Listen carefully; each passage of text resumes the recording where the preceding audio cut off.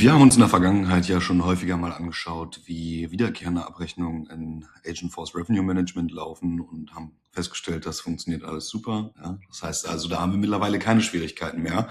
Gerade gibt es aber viele Businessmodelle, wo eben die Abrechnung nicht davon abhängt, wann der Kunde gekauft hat und in welchem monatlichen Takt und Abrechnungstonus, sondern hängt eben davon ab, ob bestimmte Projektfortschritte, beispielsweise Meilensteine erreicht sind, wie zum Beispiel eine Lieferung, die fertiggestellt wurde, oder beispielsweise ein Projekt, was fertig geliefert wurde. Ich bin Gunnar, bin Consultant im Team von Valiant und wir schauen uns heute einfach mal meilensteinbasierte Abrechnungen in Agentforce Revenue Management ein bisschen genauer an. Was wir eben häufig sehen, ja, gerade wenn man meilensteinbasierte Abrechnungen hat, Kunden vergessen nachzuhalten, dass überhaupt noch Beträge offen sind. Beispielsweise, wenn alles in Excel nachgehalten wird, ist das natürlich einfach fehleranfällig. Es kann passieren, dass wir entweder zu früh oder zu spät in Rechnung stellen, heißt also, entweder wir sorgen für Unzufriedenheit beim Kunden oder uns fehlt am Ende effektiv einfach Geld, was uns zusteht. Wir haben eben keine zentrale Möglichkeit nachzuhalten, wann, wo, was abgerechnet werden soll. Und eben, wie gerade gesagt, das belastet letztlich einfach unseren Cashflow. Und das Ganze können wir eben in Revenue Cloud mit Milestone Billing lösen und automatisiert abrechnen. Und dafür würde ich vorschlagen, wechseln wir einfach mal rüber nach Salesforce und schauen uns das Ganze im Detail an.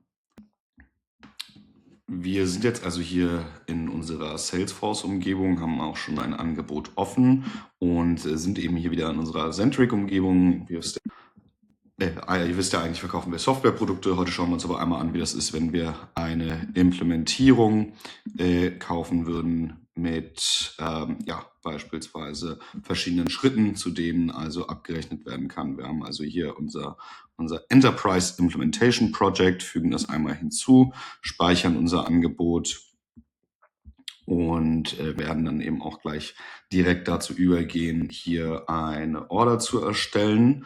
Das machen wir vielleicht einfach mal direkt. Ist also akzeptiert. Wir erstellen eine Order. Eine einzelne soll uns reichen und die können wir auch gleich aktivieren.